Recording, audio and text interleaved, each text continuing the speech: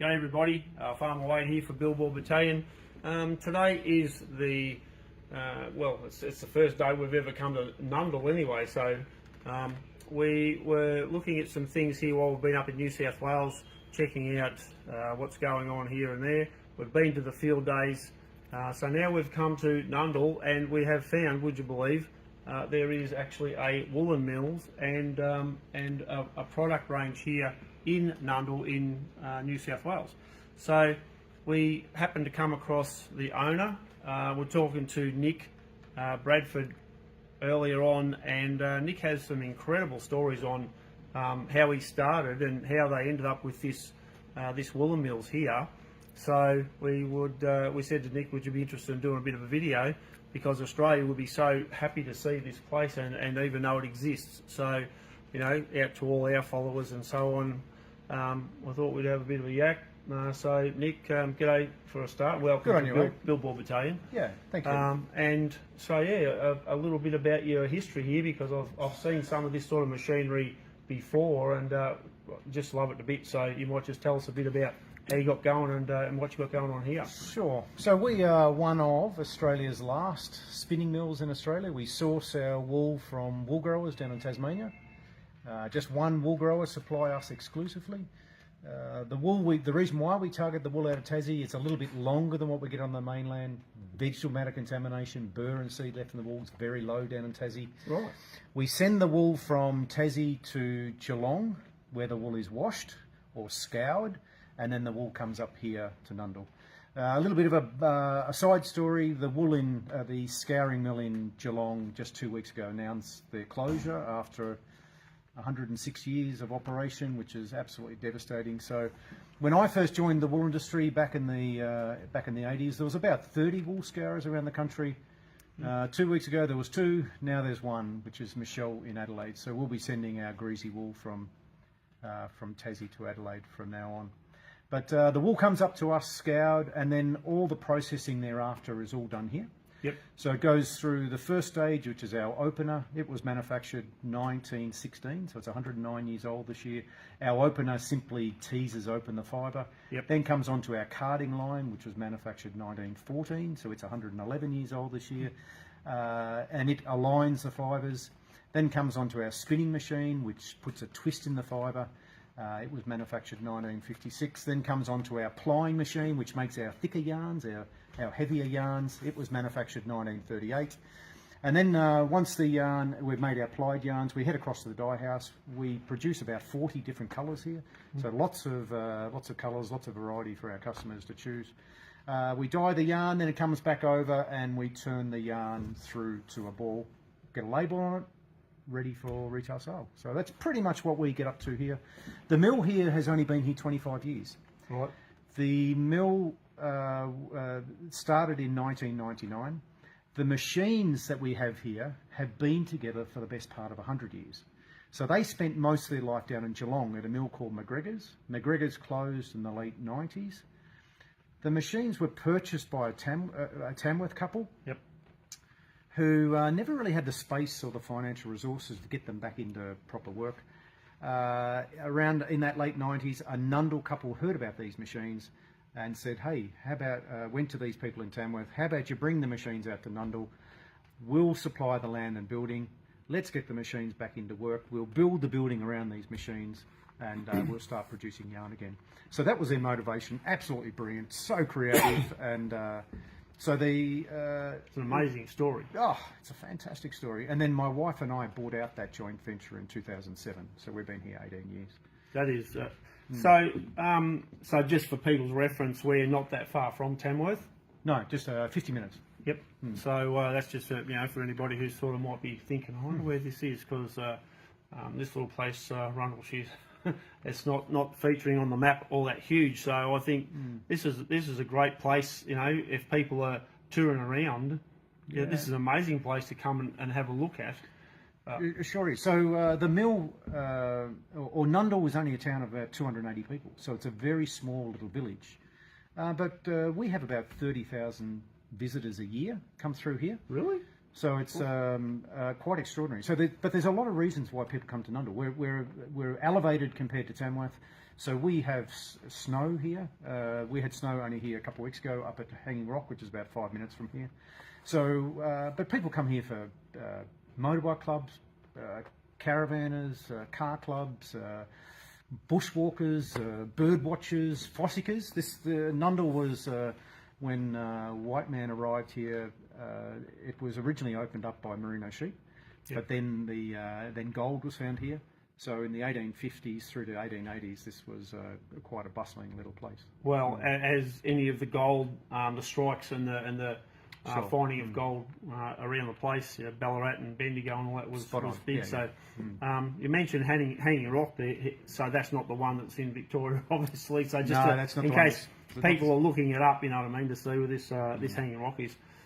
So you also have quite a product range here too. You know, you've got a lot of stuff here, and I see the old spinning wheel there, and I know people who used to do that a lot when I was a bit younger. But you've got an enormous range of different colours, wool. You've got hats, coats. Yeah, look, there's two parts to our business here. If we were, we're a spinning mill, producing yarn. If was the only way we got our revenue, was from selling yarn, there's just not enough knitters and crocheters to pay all our bills. What subsidises what we do with our machinery downstairs is everything else we do upstairs in terms of, as you said, oilskin jackets, hats, sheepskin boots, socks, knitwear. If we just had the retail store here, but we didn't have the working woolen mill, again we wouldn't be here because all those visitors wouldn't come. There's two parts of the business. It's the working woolen mill. It's the machines that bring people in, but it's the retail store that pays the bills. So yes, we have a lot of product that was not made here, but that subsidises what we do. It's basically one can't work without the other. And I think that's amazing. You know, like this kind of a thing you don't see much in Australia anymore. Like small businesses, you know, they're shutting down all sorts of things for the big multinationals, which I think is criminal because there's so much history in a place like this. That is just fantastic. So we might just get a bit of a shot of the workings here, and you might just over this side, Nick, to the right hand side, we've got this is our spinning machine, manufactured 1956. This puts a twist in the yarn, and then comes on to our Dandy Rover here, was manufactured 1938. This is where we're bringing a number of strands into one. And then we in the centre of the factory there is our where we take the yarn from a bobbin through to a hank. That was manufactured 1962. And then we head across to the dye house where we put colour on the yarn. It comes back over here to our cone machine, which takes the yarn from the hank down onto a cone. And then the last process is our ball winder, where it takes the yarn from the cone through to a ball. And yeah, that's pretty much what we get up to here. And then we haven't seen, but on the other side is the dye house where all the colours are put in. So I see there on the back wall you've got quite a number of New South Wales Tourism Awards, gold awards and so on. So you would have to be pretty happy with that. Yep. Yep. There's no doubt. For hard work to be recognised as a tourism operator, we actually became number 2 in the country. And when we were awarded runner-up in the country, the tourism attraction that knocked us off was the Port Arthur historical site down in Tasmania. So the fact that we came second to Port Arthur historical site was pretty extraordinary as far as I'm concerned. A little tin pot show like us here in Nundle to be able to compete with some of the best and biggest tourism attractions in Australia. Yeah, we reckon that's pretty cool. That really is. That's quite amazing. In fact, because there's a huge amount of tourism things all over the country. So you were saying a bit earlier on that it'd be good if you could get product into post and parcel and overseas a lot better and a lot cheaper. Now, would you care to talk about that just a little bit? Well, this is a little gripe because we're gonna go down a rabbit hole here. You realise that way, don't you? Hey, mate, we do rabbit holes every day, so go for it. I mean, this is. You know, the things you're about to talk about, just, you know, these are the things that make a difference to whether businesses can survive and compete or not. So this is critical for our politicians also to hear about and so on. Yeah, look, I do have a little gripe that if you pick up any sort of product, it doesn't seem fair that product could be sent anywhere in the world to Nundle cheaper than we can send that same product from here to Tamworth, which is less than an hour away. Yep. The cost of sending that product, our freight costs are just not in line with overseas opportunities. So what's happening is that Australia is getting a lot of product coming into the country that we're getting no GST revenue on. We're getting no economic benefit to the country, but what's happening is that that is at the cost of businesses like us. Absolutely. Now, we're not necessarily competing with that product. What I'm saying is that we are unable to send that product anywhere in the world because our freight rates out of Australia are not in line with world freight rates. Now, we are always then say, well, it's economies of scale. Well, I don't necessarily agree with that, because if we had the same opportunity as a company in Europe or USA or China, for example, to land product into Australia for less than $10, why can't we have the same opportunity of landing that product anywhere around the world for $10? There's 8 employees here at Nundle. If the maximum that we paid was $10 for a product to go anywhere in the world, we would need twice or 3 times the amount of people than what we got now. More jobs, more staff, more turnover, more income. But the minimum freight rate for pretty much anywhere throughout Europe is about $35. If you want to go to countries maybe a little more exotic, it might be $45 or $50. We simply can't compete with the product that's coming in from Asia or Europe, for example. So it's one of my little gripes that it's not fair. We can't compete with our friends in other parts of the world that have much better freight rates than what we do. Well, and so like in turnover or sales percentages, what would that, if you could compete on the freight and side of it, how much would that up your production or your business or your scale? Wow. Currently, our customer base, our potential customer base is, we send product overseas every week of the year, but they're going to someone who's just knitting one jumper. If our core customer base is here in Australia, so 28 million people. If we were able to compete on the world stage, we're no longer delivering to a customer of 26 or 28 million people. We are delivering to 6 billion or 7 billion people. It could be enormous here, the impact that it could have on Nundle Woollen Mill and businesses in general around Australia. It could be quite groundbreaking to have that opportunity to be able to compete like our friends in Asia do, dropping product into Australia. And as you said, it's not just about Nundle Woollen Mills. It's about every small business in the country that could expand enormously if they were playing on a level playing field, so to speak. Yeah, absolutely. So, all right. So, is there anything else that you'd like to say before we look at where people can find your products? Whether you have an email address, whether you have some sort of well, you can always find us at nundle.com.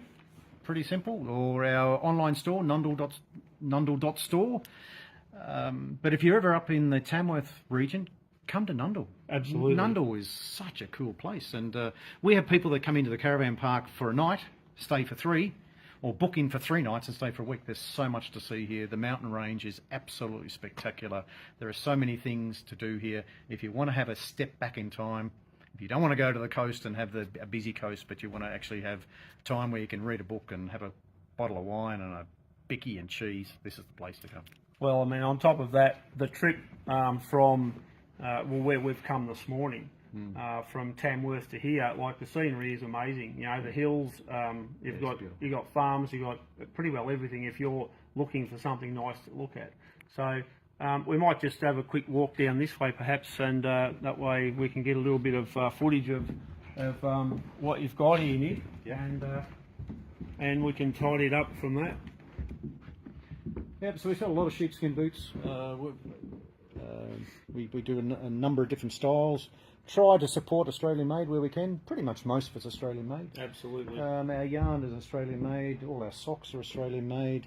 All our creams here, lanolin creams, are all Australian made. Yeah, we do have product in from other countries, but we try and support Australian-made manufacturers where we can. And I think that is amazing because, yep, we definitely need to do that, and that's one of the reasons why we're here.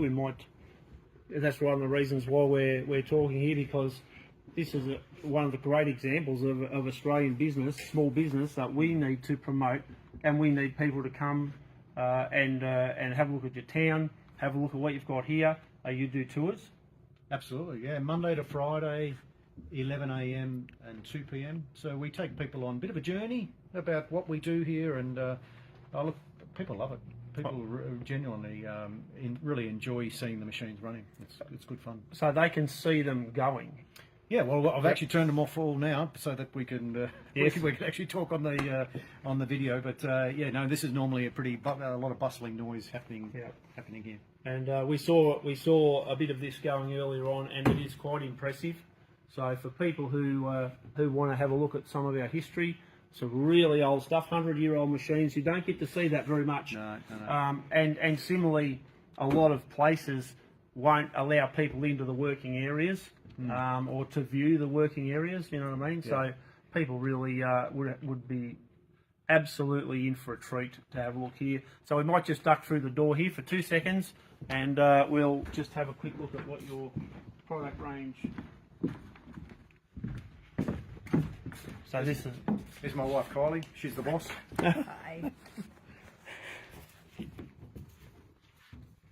So you just a bit of a pan around there, and you've got some. You're just one thing, like your traditional woolen garments are not like we knew when we were kids, where they're all prickly, 3/4 of an inch thick.